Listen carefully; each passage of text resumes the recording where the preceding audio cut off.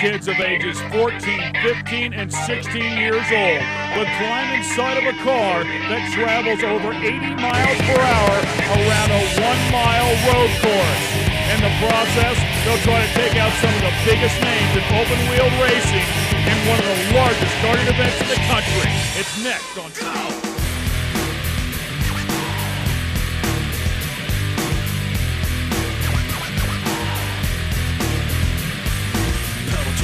Got it tacked up, and if you get too close, you're getting cracked up. Stone cold when I roll, coming out of the hole. Get back, cause I'm out of control. I'm just excited about the race. I mean, it's going to be fun. Always racing at Newcastle. It's a great racetrack, and it's just great to have all the IndyCar drivers out here and racing with them. And I think it's just going to be fun racing with them because they know what they're doing, and they're, you know, I want to see how I can face up to the IndyCar drivers, and so we'll see how it turns out. Beginning of my racing career was actually in karts about 30-some years ago, and a little different in karting then than it is today. It was quite a bit different. I ran enduro karts, lay-down karts, they're very fast, 120 mile an hour, but a track like this with all the twisting and turning, and yeah, I never actually did any sprint racing, so this is a whole new ball game to me. I think there's going to be some incidents out there, and hopefully I'm not involved in any of them, but it's going to be somewhat a race of survival, but also speed. So if I can combine the two, I think I'll be all right. The key to winning this race is just, you know, we're going to be staying clean, not getting into anybody, not losing any parts, not having any mechanical failures. I mean, everybody's looking for that last 100th here and there, but I mean, the race isn't going to be won by 100. The race is probably going to be won by a lap or two, because it's going to be the guy that has clean pit stops, that gets the car full of fuel, changes tires when it's time. The green flag about to wave, and it's showtime. We're going racing here. 200 laps is the goal. One of the great venues here in motorsports. Newcastle has only been around for a few years, but when you think about the quality of talent that's running on this course, and to put it together here at Newcastle with the Dismor's track, simply phenomenal, as everybody already gets in a single file formation. Team Lewis Brothers out front. Billy Lewis is the guy that's won multiple championships at this particular racetrack, knows how to get around there. We expected this on the first lap. In all honesty, I mean, 3 guys to go off out of 56 cars is a great start. Well, very tight turn there in turn number 1. You said it was a very hard turn to accomplish, and of course a few drivers say it's just a few of them. That's not too bad. Everybody pretty much getting themselves sorted out here in the early going. In second place will be the Top Kart team. One of the names on there is Kyle Wiegand, another national champion. And then I'm very impressed. Team racer up tomorrow inside of the car. That is Josef Newgarden. Josef Newgarden is 15 years old. He's won 2 championships here at this particular track. But I mean, we're talking about one of the kids here, one of the racers of tomorrow, if you will, who's keeping with the pace, and it looks like he's going to move up to second place here. Indeed they do. They draft by one another. It's going to be Wiegand taking that lead, but Newgarden already has Christian Pagod, also another young talent. These are what they call tag karts. Tag karts, basically called touch and go, and it has been one of the more successful series and programs that has been developed in two-cycle racing in the past 3 or 4 years. We have seen in some of the Manufacturers' Cup races and the Stars of Karting, tag has really become one of the most popular series in two-cycle racing in the United States. It's a great economical way to go racing. These things won't break the bank. You can have a race-ready kart for about $5,600, and with a little bit of tuning, you can hang right with these guys if you're as good a driver as they are. Oh, indeed you can. You see Kyle Wiegand, he is sticking right there with your leaders, and they've got themselves a pretty good lead here in the early going of this event.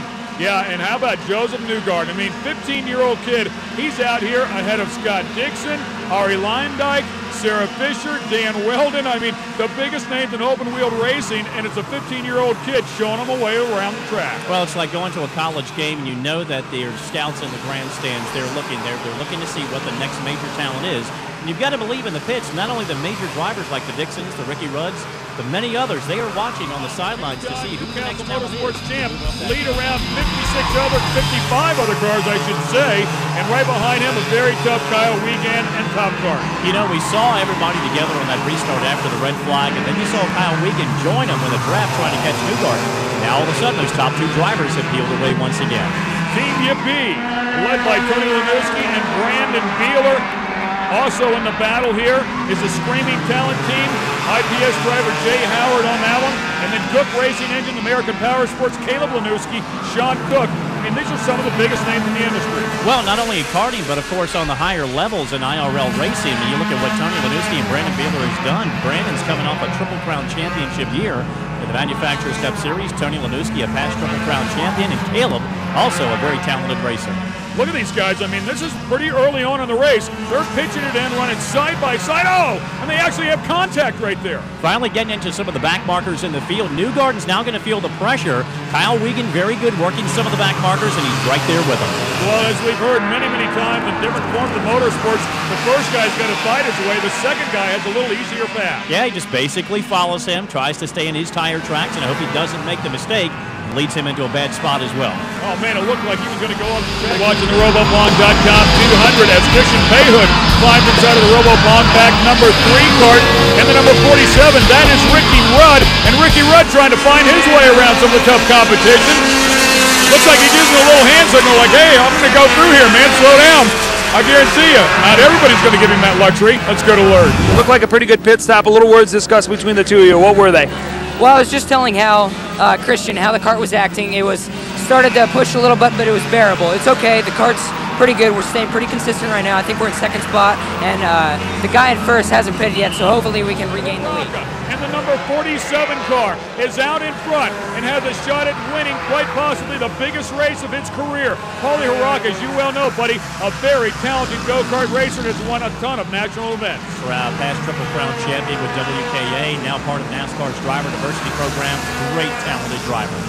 And he's hanging on there. By the way, Ricky Rudd is his teammate, so Ricky Rudd is part of this winning effort. What a combination, a NASCAR driver, a veteran, one of the best in the business, one of the most likable guys, and Paulie Haraka. There's a good shot of his dad, Paul. He is nervous. His dad gets as excited as anybody at the track. To see him standing there like that, he's coming apart inside, I guarantee you. Look at the emotion on his face. That's a proud father there, Ken. You'll watch him go crazy if these guys win this thing because he's very emotional, very involved, and has been setting up Paulie's karts for years.